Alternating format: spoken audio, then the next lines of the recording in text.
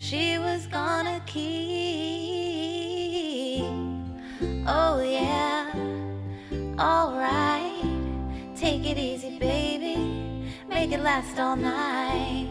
She was an American girl. This is Deborahcratic, a podcast where we sit down with everyday Americans and hear their extraordinary stories. I'm your host, Deborah Drucker. Come along with me as we discuss those things that we were always told not to talk about: politics, religion, and more. I promise you'll be inspired and have your mind opened by the end of this episode. Well, it was kinda cold that night. She stood alone on the balcony. Yeah, she could hear the cars roll by out on 441, like waves crashing on the beach. Hello, everyone, and welcome to Deborahcratic. Today on Deborahcratic, we will be meeting Nico Raineau. Nico has used his drive and imagination to forge two entirely separate careers. First as a writer and director of films, commercials, music videos, and TV. Then as a professional wedding officiant.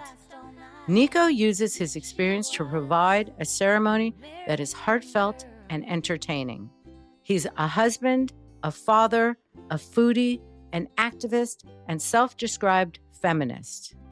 Nico is intuitive at reading the dynamics of relationships, which makes him an awesome officiant.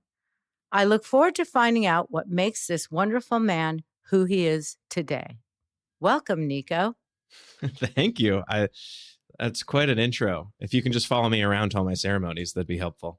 That would be a lot of fun. So I want to get to the nuts and bolts of who you are and how you arrived at the person you are today. Let's start with the basics. You live in LA now, but where are you originally from? I am from Mystic, Connecticut, which is a quaint seaside town known famously from the movie Mystic Pizza. It's a very idyllic place. It's become quite popular. Growing up in a small town, I remember feeling so desperate to get out of there. And now as an adult, I realize how wonderful of a place it is. And I just miss it. I want to get back there as often as possible. And who did you grow up with there in Mystic? I grew up with my parents. I do have an older brother and sister. Growing up, I spent more time with my sister. Both my brother and sister are from my parents' previous marriages. So they're each like my half brother and sister, but they've always felt just like, full family. My sister was just always a little bit more present in my upbringing, but they're both 7 years older than me. So it was really mostly my mom and I. My father spent a lot of time working overseas, actually. So kind of complicated family dynamics, but yeah, it was kind of everyone. But I would say really through most of my childhood, it was a lot of me and my mom.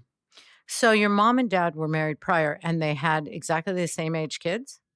Pretty much, yeah. I can't recall exactly what year both my siblings were born, but yeah, they're both about 7 years older than me. Okay, so you didn't really feel like an only child, though you kind of were.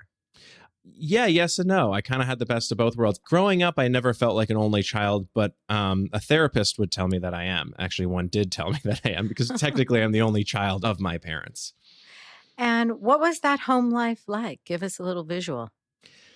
I grew up in like a beach community, essentially. We were one of the only families who lived there all year round. So in the summer, it was like hopping, it was a lot to do and a lot of people around and very fun. And then fall, winter, spring, it was very, very quiet. And it was kind of insular, and you really got to know the people in your community. And I had a couple like close friends of people in that neighborhood. In a way, it felt kind of like an upbringing that now as a father, I don't see much of anymore. There's not a lot of just like letting your kids run out and telling them to be home by dinner. It feels like a different world now. But I look back on it fondly. Good. And it sounds like you had a wonderful childhood there in Mystic. I want to know more about it. Are both your parents American citizens, or were they born here, or were they naturalized? So my father is French And my brother, who is also on my father's side, he and I are actually first generation American on my father's side. So everyone else on my father's side of the family still lives in France. But my mother is American. She grew up in Oregon and still has family in Oregon. And are they still married? They're not still married.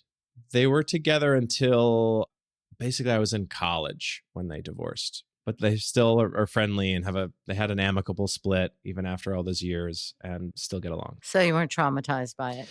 No, they've done a pretty good job of not traumatizing me. Good.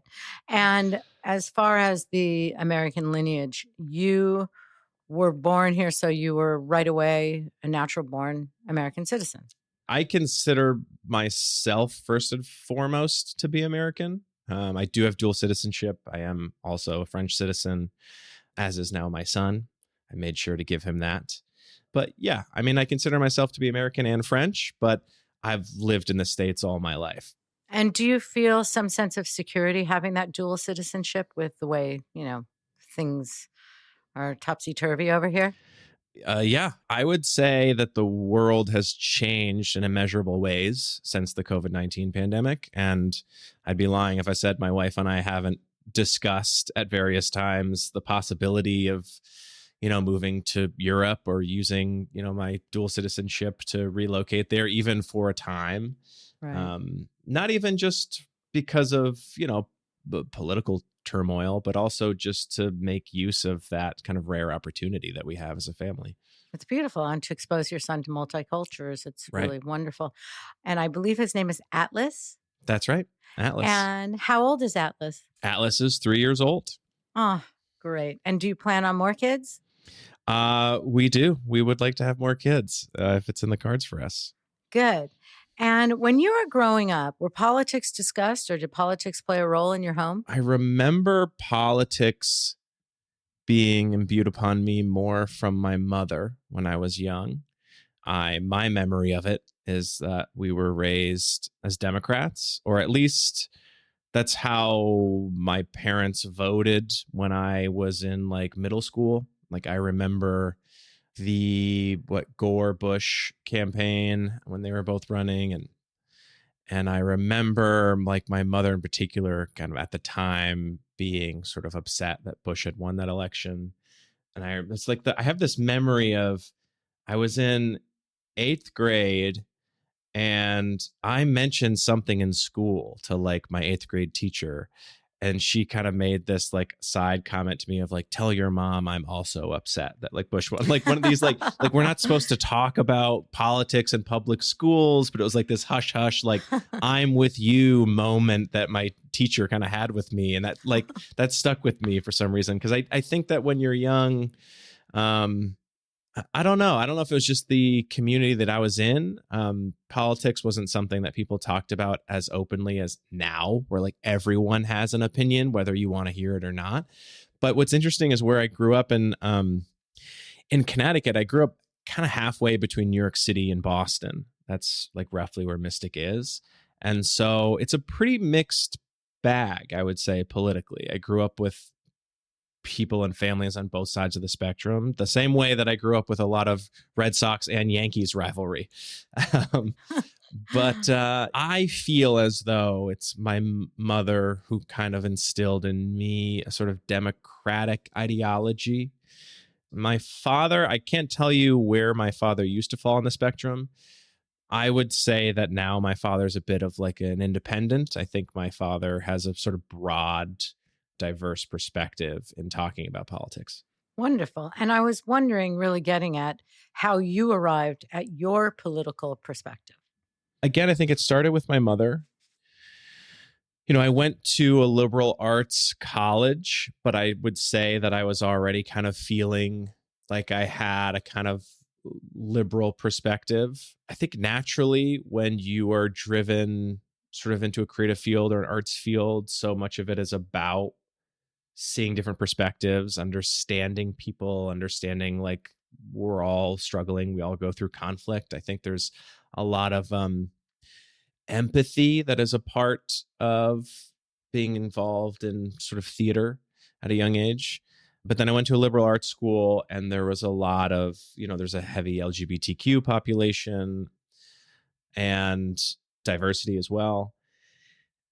In terms of like me kind of finding a voice as an activist, which came a little bit later in my life, I don't feel like that really happened until Trump won the election. 2016. I think that kind of woke me up in a lot of respects. And I started to get more sort of involved in local coalitions and activist groups that I felt were doing really great work in our community, and starting to volunteer and to learn a lot. I think that's where it started for me, was a place of just like knowing that I don't know a lot and being willing to listen. Now, that's a skill that most people don't possess these days, the listening skill. I would agree with you there. I think people are very concerned with being heard and not necessarily with hearing others. I agree. And I wanted to know, because from what I know of you, and we'll get to how I came to meet you, and gratefully so, I wanted to know, were you a funny child? Because you are so humorous in what you do now. You'd have to ask my parents, but I think the short answer is probably yes. My earliest memories are of me performing for my family. I recall like pretending to be Indiana Jones and playing in my backyard. And when you're young and you don't really understand cinema, right, or that's a craft, you just associate yourself with the characters that you've seen. So I remember kind of aspiring to be some of these characters that I enjoyed on screen. And ironically, now my son runs around and we pretend that he's Buzz Lightyear. So like there is a certain influence, right, that pop culture has on all of us. I've always felt a value and fulfillment from entertaining others. I love sort of getting the laugh. There's so much joy in that. And I think that is what kind of always drove me to become a storyteller. And then growing up in a small town, I was like, well, I can't audition for anything. There's no way to act. So I guess I have to write myself material for me to then go perform. So that's how I became a screenwriter. And then I would be like, well, there's no one here to film these scripts. So I guess I have to teach myself how to now also be a filmmaker. So then I became a filmmaker. I would say that originally what kind of inspired it was, in my heart of hearts, if I really had to like dig deep, I honestly believe is escapism. I was always drawn towards like larger than life stories of, adventure and sort of brave heroes. And I think that idea that you can kind of like go to a movie theater and kind of leave your own life and be transported to another place in time and to kind of live through someone else's eyes, I think has always been really captivating to me. Escapism, going to the movies transports us, takes us somewhere else, takes us out of our head. I really like that. And that's what I love about sharing people's stories on this podcast. It's getting out of your own head and getting into someone else's. I do speak to various people, and we do talk about religion. Was there religion in your home? Because for some, religion is a bit of an escapism, or it provides solace in times of darkness. Yeah, absolutely. I was raised Catholic. I was baptized actually in France. And we followed the Catholic faith until I think we left the church when I was in elementary school. My memory of it is mostly a decision that my mother made for us to leave the church.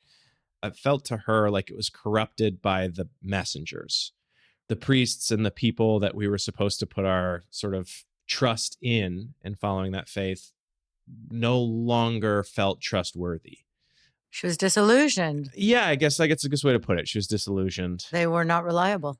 I would say today, if you kind of asked me what my belief system was, I would tell you that I'm a spiritual agnostic. Okay. And so after film school, then you come out to Hollywood. And how did that happen that a young guy from Mystic, Connecticut ends up in Hollywood? How does it happen? I'll try to give you the Cliff Notes version. So I graduated film school at Emerson College in 2009. And right out of the gate, I got the opportunity to be an assistant to Ben Affleck on the movie The Town. So he was starring in the movie and directing the movie. And I got that job right out of film school, which was a huge opportunity. I kind of consider it my grad school. And that job brought me to Los Angeles, where I then transitioned into working in development. So more like being a desk assistant. So I worked for 2 Academy Award winning producers, which was wonderful. And then they helped me get a job at Team Downey, which is a development company for Robert Downey Jr. And I worked there for about 2 years, developing film and television shows for Robert Downey Jr. to either star in and or produce with his wife, Susan. And I got to the point where I was kind of climbing the ladder as an executive, and I had to consider, do I want to work as an executive or do I need to get back on track as a filmmaker? So I decided to leave development and dove into writing and directing short films as like a young professional. And I made a short film with my now wife. And then I saw that Project Greenlight was coming back, that show that Matt and Ben Affleck started, where they were finding like the next young filmmaker, and you sort of chronicle them making their first feature. So I was like, oh, well, this is ironic. I've like just left my job to call myself a filmmaker, and here comes like my old boss returning to the show looking for young filmmakers. And so I figured I'd put my money where my mouth is, and I submitted to that contest. And lo and behold, I became a finalist, which reconnected me with Ben, which was really great because then he got to see me as a filmmaker instead of his assistant, which was a lovely reunion and very gratifying for me. And from that experience, I got a manager and I got in front of, an agent, and I went and made one more short film that I wanted to make for me.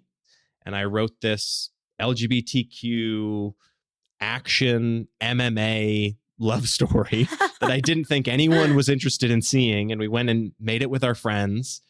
And I had no expectations for it. I thought maybe I'd throw it on the internet and maybe it'd get some views. And then it played film festivals for 2 years straight. Bravo. And was still today probably the most successful film that I've made.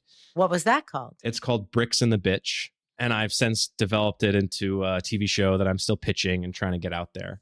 And so while all that was going on, my wife and I were still writing this feature, and we went and shot this feature film. And 2 things happened. One, the feature was scheduled for release on March 20th, 2020, which is the weekend movie theaters closed around the country. And we also found out that my wife and I were pregnant.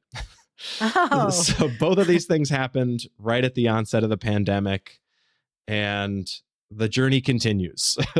So what happens to the feature film? And I believe it was called Hooking Up. Yes. Yeah. The film's called And Hooking Up. you've got real stars in it. You've got Brittany Snow, Sam Richardson, Vivica A. Fox. Mhm. I mean, what happens to the film at that point?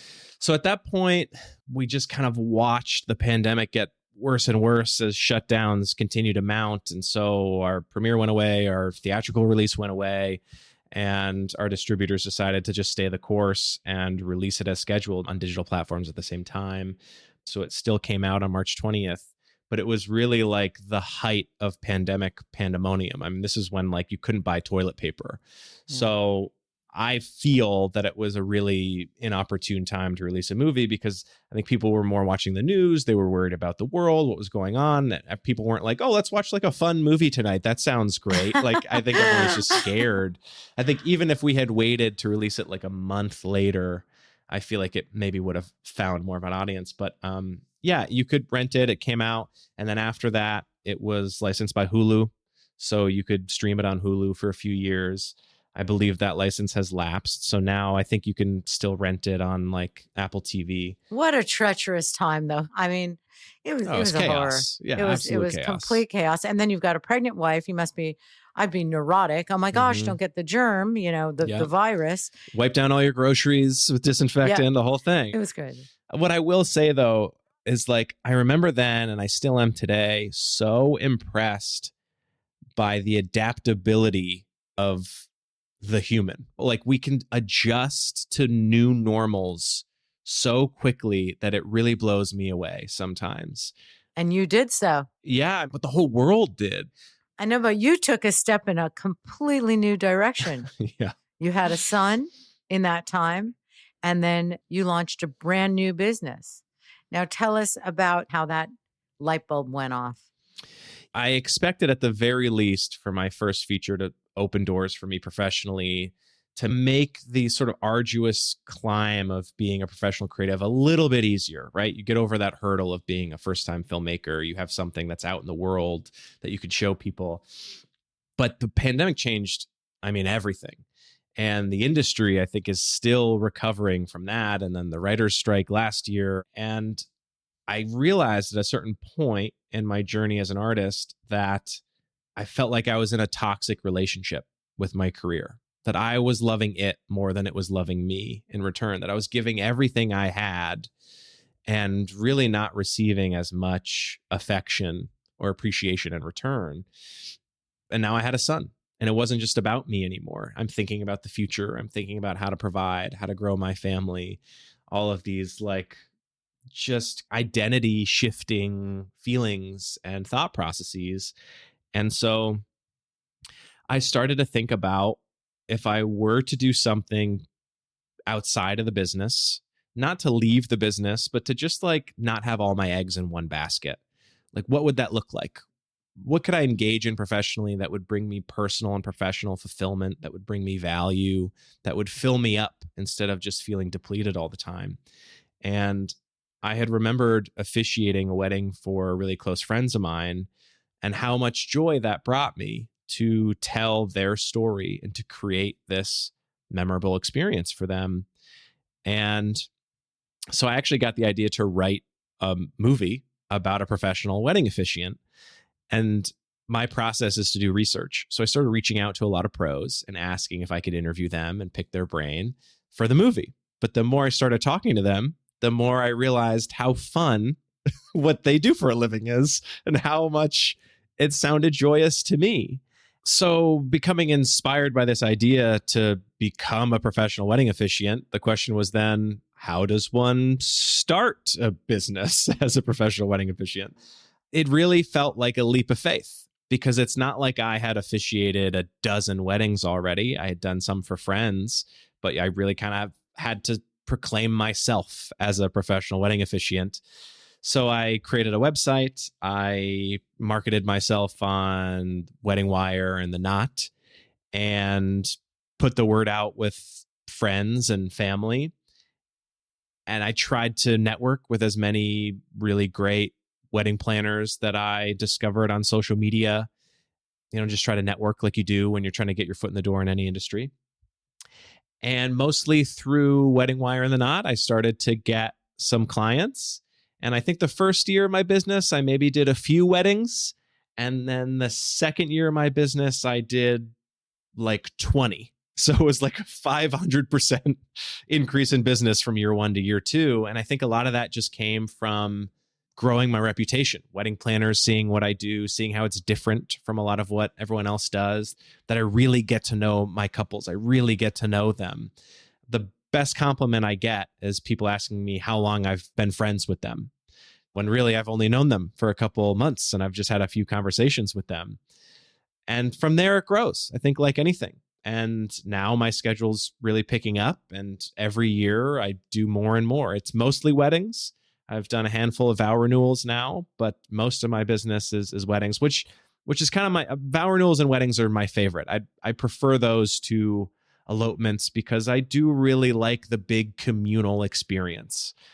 I like the audience. I like the shared memories that we all make with a big group of family and friends. I get joy from that. And I want to interject that how I met Nico, how our lives intersected, was that I just approached my 35th wedding anniversary with my lovely husband, who decided to throw me a birthday party and, surprise, vow renewal. Nico spoke to each of us, maybe for a total of 90 minutes, fragmented 90 minutes, maybe an hour first and then another 30, or was it 30 and then an hour? Regardless, he nailed it. He took our stories as if he had lived it with us. If this is what you do as an officiant, I can only imagine what a brilliant screenwriter you are, because what you did for us and brought tears to people's eyes, brought joy to everyone. Everyone was laughing. They were crying. They were smiling. The 100 people that were at that event, every single one of them has complimented you. So gratitude to you for that experience. What a beautiful thing it is that you do. It brought me as much joy as a great romantic comedy, if not more. That's the idea. And it's everlasting, Yeah. everlasting, branded in my memory. And so that's how I met Nico and decided that Nico would be such a good person to interview for this show, because what a fascinating story and what a storyteller you really are. So thank you for that. That's kind of you to say. Thank you. Well, it's true. And so from this industry, where do you see yourself going in the next 5 to 10 years? Somehow having 2 careers, which is exhausting, as we also plan to grow our family. But, I really love officiating, and I always knew that getting to know couples would be really fun and interesting. Everyone has a different perspective on love and marriage and commitment. They have different romantic philosophies, and I get to hear all these incredible meet cute love stories and get to peek into people's personal lives, and it's so fascinating. I'd love to release a book of all my ceremonies one day, or some of the best ceremonies. I was going to say, what material you have. Yeah, I know, it's right? Incredible. It's a lot of love stories that I get to hear and learn from. But the other thing that I didn't expect about this business was stumbling into this incredible subculture of professional wedding officiants, many of whom have been doing this for 20 years, who are sort of pioneering the secular marriage world. And they're all such big-hearted, warm, really weird people. Well, how we kind of came to this fork in the road and we went down the path with your officiating is I was talking about religion. When you do this, is it always non-denominational? Is it always without traditional structural religion in the officiating? So I'm a non-denominational minister, Okay. but I really try to empower my couples to remember that other than if it's a marriage ceremony, for example, other than me, signing their marriage license and hearing them say, I do, there's no real rules. So whatever traditions you want or don't want, whatever, unity rituals you want or don't want, whether they're traditional, whether they're new agey and woo-woo, a ceremony should be personal and should feel fun and should be a reflection of who you and your partner are as a couple and as individuals. So let's do that. If that involves faith, then let's talk about it. I'm totally open to all of that. All right. And I want to move on to a little bit of political stuff because we are Deborahcratic. It's more about democracy and just having general conversations with people who have completely different perspectives and why we see things so differently and why we're so divided today. So I wanted to ask you about, you describe yourself as a feminist. Tell us about that. I believe in equality. I think that's what it comes down to. Feminism just means equality, full stop. It just means that men and women deserve the same rights. And so I believe in that. And I find myself drawn to female-driven stories as a filmmaker. Through my work in activist spaces, I've come to learn a lot about my own male privilege, a lot about my own white privilege. And I just think that each day in our society can sometimes be a little bit harder for women to just move through the world. And I don't think it should be that way, but I think telling honest stories about the human experience can create empathy and awareness. And so I feel as a storyteller, mostly in the space of film, I kind of feel a sense of responsibility to use the voice that I have to try to make life better for everyone and to try to spotlight people who maybe don't get their voices heard as much and to use the privileges that I have to do that to the best of my ability. Well, as a woman, I thank you for that. I know that we've kept you for quite a while, so I'm going to wind this down with just a couple more questions. One being, what issues, policies, or laws concern you the most right now here in America? Reproductive rights, I think, comes to mind. You know, my wife and I feel very blessed to live in California. During the pandemic, there's been a mass exodus of people to other states, including many states that have pretty strict, abortion laws now. And it's terrifying to think that some women are in a position where they can't even make decisions that are best for their health and wellness. I think it's ironic that a lot of these reproductive right laws are being spearheaded by the Republican Party, who traditionally has been sort of like government hands-off approach, yet have taken this stance where literally women can't make their own reproductive decisions without the involvement from the government. That seems pretty contradictory to me. Hands off of everything except what goes on in the bedroom, Right. apparently. Yeah, or women's rights, Or women. honestly. Exactly. Or, minority groups with the banning of certain books and kind of creating an education that is single-minded with a focus on, honestly, white supremacy. I don't subscribe to that. And I don't think that that is the best direction for the health and well-being of our country. I think we need to be reading books and listening to every perspective, women and minority groups, all of it. I think we have to function as a community.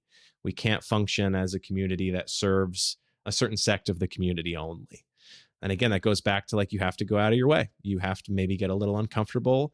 You have to want to be generous, and you have to want to listen and learn from other people, because we don't all have all the answers. Well, we are called the United States of America, right? That was the promise anyway. Yeah. Yeah. As a whole, we're much more powerful and much more stable. But I think that's at the heart of being an American, though, is like living up to the promise of what America stands for. And I think that that is an ongoing pursuit to live up to that promise and to continue to want to uphold that promise. It is a great country, though, huh? Yeah. I mean, I love America. I'm a complete patriot. I know things go up and down and all around, and we've been in a down for a while, but I have optimism that the light will shine and the rainbows will come out and the sun's going to rise and it's going to be beautiful. I'm with you. And I have faith in people too. I do think that people are good in their hearts. And I think education in this country is very important. I think we need the broadest education, but I do think that people want to look out for one another at the end of the day. I think we just have to kind of sift through this minefield right now of misinformation and animosity and misunderstanding to try to get back to ourselves. So what, if anything, makes you optimistic about this amazing country we call home? We're at a tough time. I'm not going to lie. This is a tough time for the country. It's a tough time for the world. I think technology is a double-edged sword. I think there's a lot of fear about AI and growing technology, but there's a light and a dark to everything that's new, right? The internet, there's a light and a dark to it. I think that in many respects, technology and what lays ahead for the future can make life better for everybody. I think it all just comes down to how you use it and wanting to do good with it. I think anything can be corrupted. But again, I think it goes back to what I just said about like having to reconnect with ourselves and one another to make sure that we're all looking out for one another. I think that life has been so hard for everybody for the past few years that we are coming out of the woods a little bit of like isolating ourselves and finding our way back to community. And so I am optimistic about that. It brings me a sense of optimism to think about moving forward with honesty, but sometimes with scary honesty. I think the more honest we can be, especially in the age of social media where we're all trying to pretend that everything's great all the time, if we can just be vulnerable and truly be honest, I think you find very unexpected and fulfilling connection that can bring a needed degree of safety. Well, I'm just glad that we got to meet and that you got to renew my vows, because that was most wonderful experience. Thank you for inviting me to the party. Oh, please. It was so incredible. You brought such joy and everybody left their worries and their concerns, and we just celebrated, and it was absolutely phenomenal. So please keep smiling and keep making people laugh, because we all need it so much. And I look forward to a film from you. Me too. I hope to make another movie soon. And thank you for chatting with me and inviting me to be a part of your vow renewal. And now this, let's keep trying to spread joy and happiness. Absolutely. It's been an honor. Thanks, Deborah. This episode of Deborahcratic was hosted by me, Deborah Drucker. It was produced by Lee Rocker with co-production and editing by Gideon Brower. Our amazing music was performed by Amy Nelson and Kathy Guthrie of Folk Uke. Be sure to rate and review this episode wherever you listen to podcasts. For more Deborahcratic, check out Deborahcratic.com and our Instagram at Deborahcratic. That's DEBORAH Cratic, like democratic. Until next time. Political